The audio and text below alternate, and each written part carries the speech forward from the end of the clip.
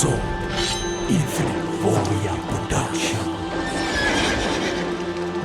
Infinite Warrior Production. Next, we have Asim Singh. Asim Singh Coming. as in India is a diverse land, and we have 6 major religions. Hinduism, as one would usually associate India with, and we have about 20%, close to 20% of the population who are Islam practitioners. So we are somewhere the second most populous country with Muslim belief, after Indonesia or Pakistan. I'm not very sure. Yeah. So then we have Jainism, and then we have the Buddhism, and then we also have the Sikhism, which was found in 15th to 16th centuries. As in, it slowly evolved as a belief, and then it was a religion, a standalone religion. And Asim Singh practices Sikhism. He comes from the land of Punjab, the land of 5 rivers. Probably I would give the names later on, but then I think he would demonstrate to you one of the important aspects of Sikh clothing. Yeah. Thank you very much. Waheguru Ji Ka Khalsa, Waheguru Ji Ki Fateh. That's the greeting that Sikhs always say when they meet a person. So that means victory to God, and the Khalsa is of the God. So my name is Asim Singh, and today I'm going to be giving you a presentation about a Sikh turban which is called dhumalla, which is a very ancient turban, and this is the real turban given by our gurus. Dates back to Guru Gobind Singh Ji's time, if you might be knowing him.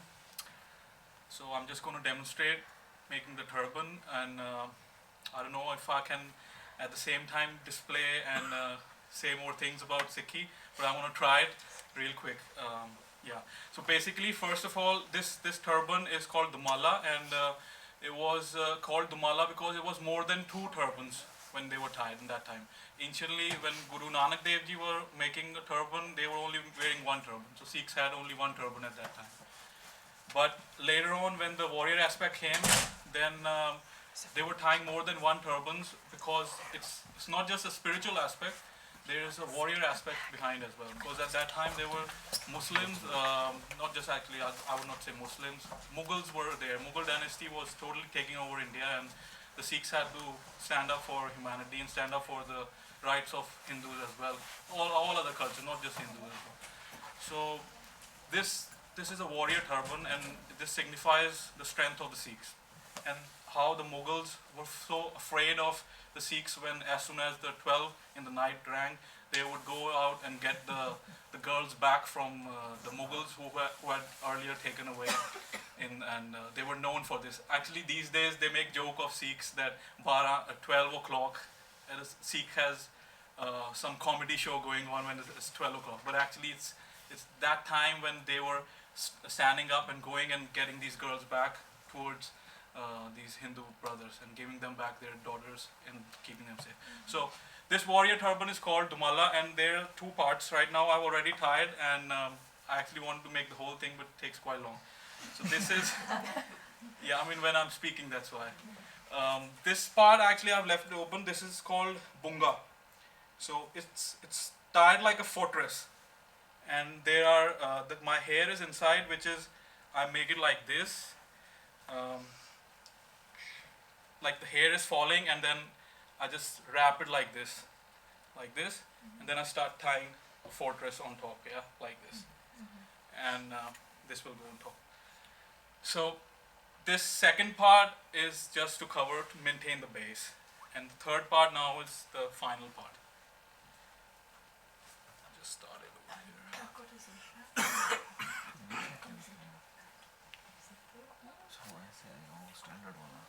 So usually it doesn't take long, but for this display, I have to be a bit, yeah. So you take like this, and Sikhs actually, most of the time they woke up so early before the sun was even coming up, so they had enough time to get ready, make their troops ready, and they didn't have to worry about going to work or something, getting late. Yeah. So you take it like this. I'm making it as fast as I can so that I can explain some things also. So maybe like this.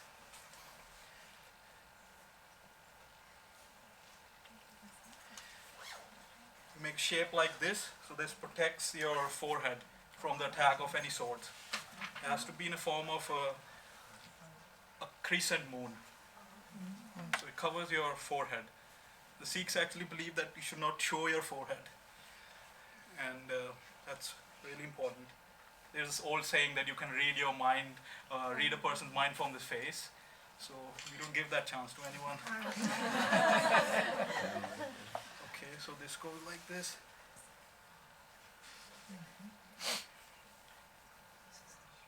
Yeah.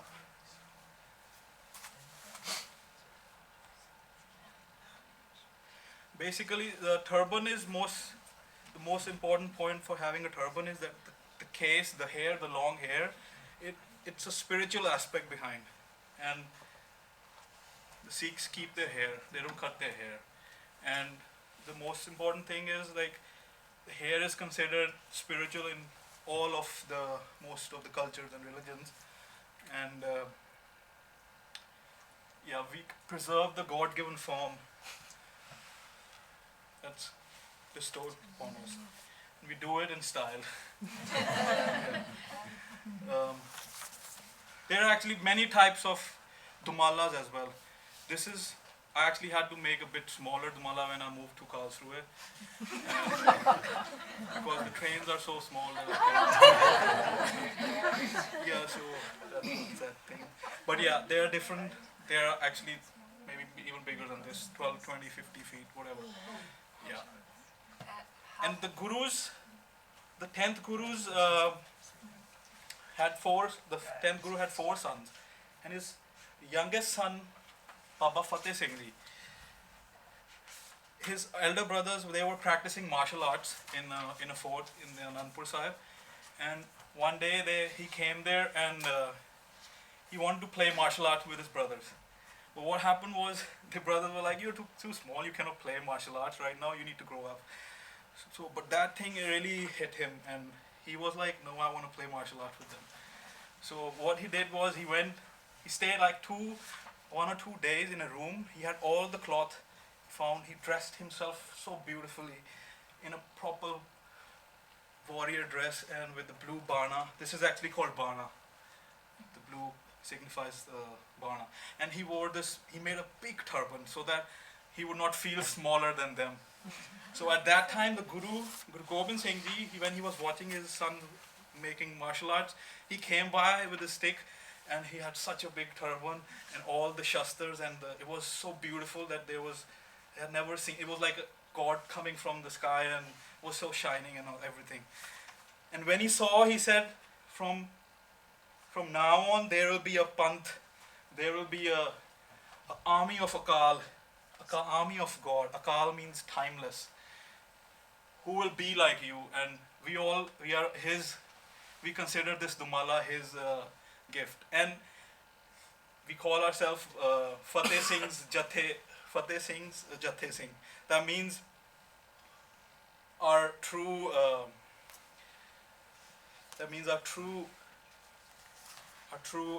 leader is the Baba Fateh Singh.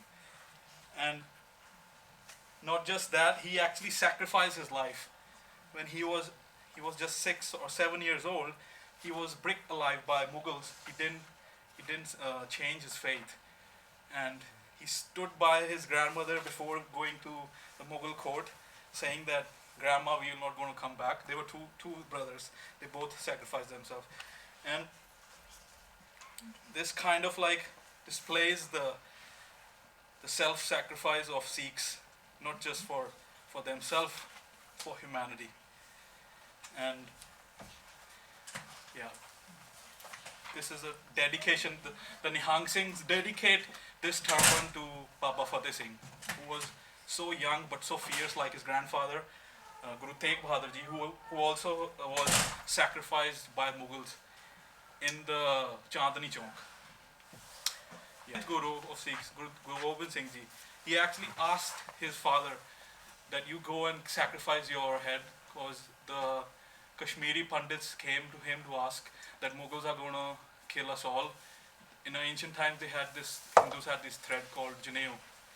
So he was the Mughals they were killing so many, slaughtering so many Hindus that they had such a big They went to the bath. sack of only when this Mughal emperor was eating food when he had such 2 or 3 kgs of this thread. That means he would have killed so many Hindus by the time he had collected that amount of thread. So the Pandits came to Guru Tegh Bahadur Sahib Ji, and then they told them this what happened. And then the Guru was only 9 years old.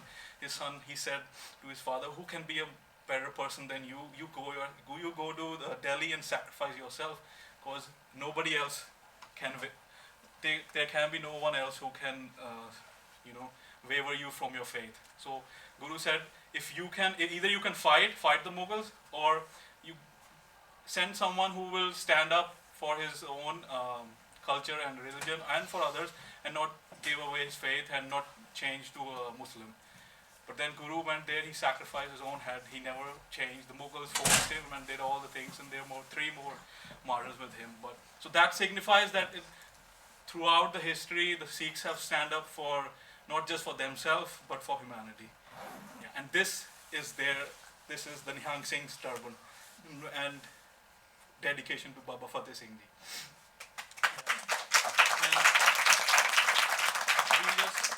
These are small, I actually didn't see in the mirror, but I will just... These are the small, this is called Khanda, double-sided sword, and we place these all over our turbans, and this is actually used in the battle. This is not actually so sharp right now, but yeah, you could make them sharp, and we have these small things as well. We had swords and everything packed up, always ready for battle, but not for killing unnecessarily, for defending humanity, be prepared for the worst outcome, and not just when you see something bad happening, but rather being active in your life to take care of people who cannot defend themselves, not just for yourself, but people around you. So that's a very core aspect. And these small shastras, we call them shastras, weapons, we had also in our turbans, and they were used in close combat when all of our other weapons while fighting, they had been lost or fallen off from horse or whatever. So these come in handy from our turbans, or this chakkar is also called a chakkar we had on the horses, and then we can sorry, it was a bit oiled. Yeah, and you could just throw them off, and then that's gone. Yeah.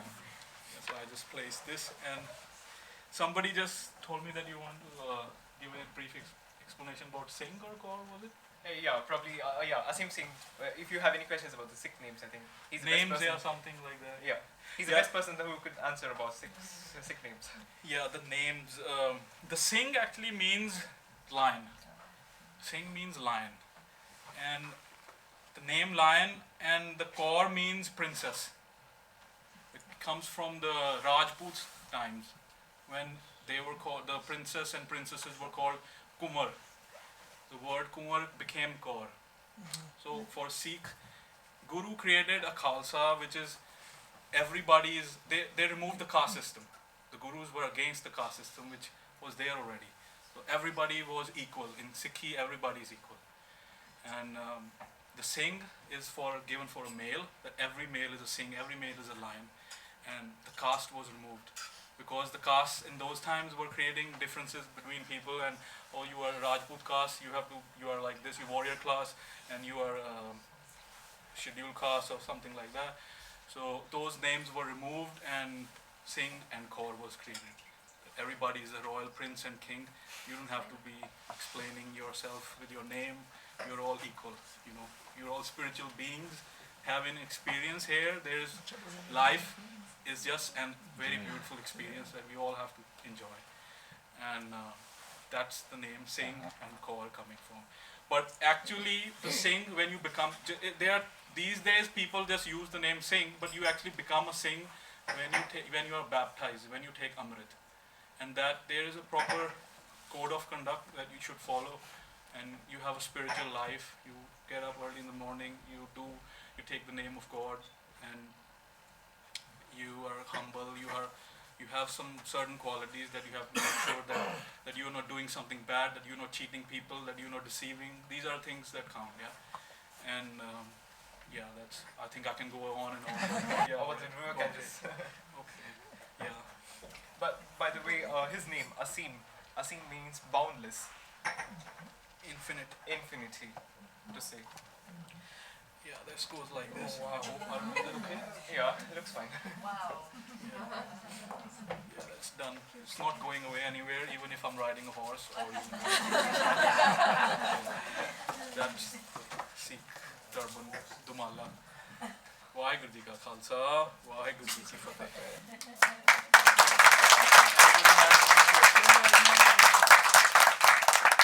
Direct question, fast question, I can, yeah. Do you have to wear this turban all the time, or and you are obliged to wear it, or can you come as you are?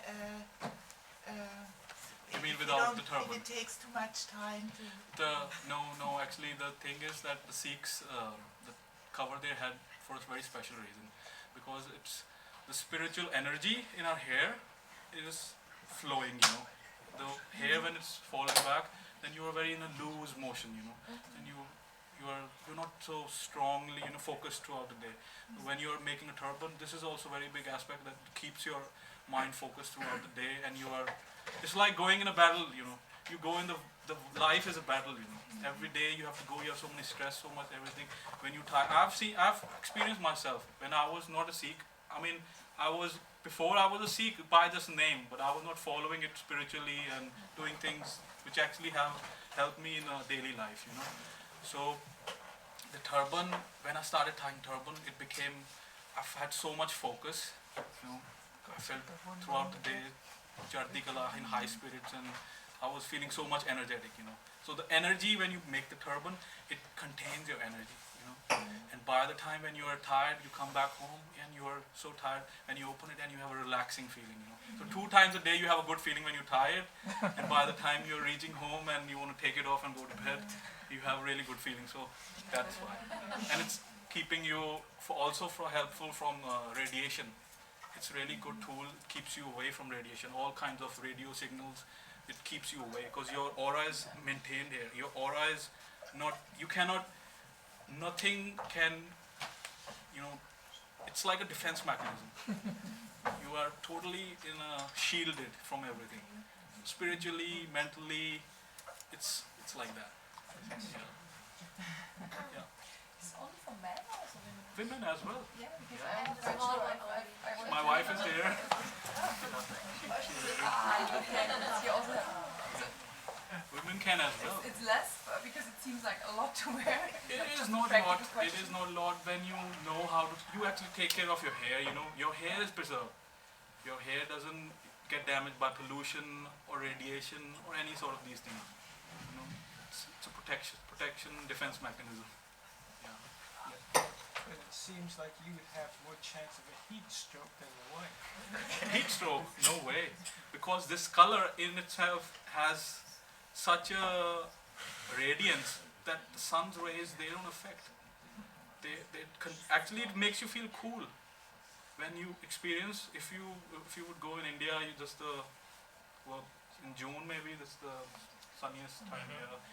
You go there and you still wear a turban, and you will see you will not feel warm. You will actually feel cool. It has a cooling effect. Even when you sweat, you know, if you sweat, by the way, when you tie it so nicely tight, then hardly you sweat. Sometimes just sweat here, but then it actually affects the wind flowing on your face, or it makes you feel cool. And also there are different types of cloth that you can use. There's softer one inside. The inside has a bit soft one, and the outer one is a bit more rough kind of. There are many ways you can do it. Yeah, so heat stroke is not a chance. Is this all? I think we can break. Probably we can have 1 or 2 questions. Probably otherwise, if you have questions, you can always approach Asim Singh. He's there for the evening. Okay. Not with an intention to break your questions, but you can always approach him. Yeah, okay. Thanks, Asim. Thank you so much.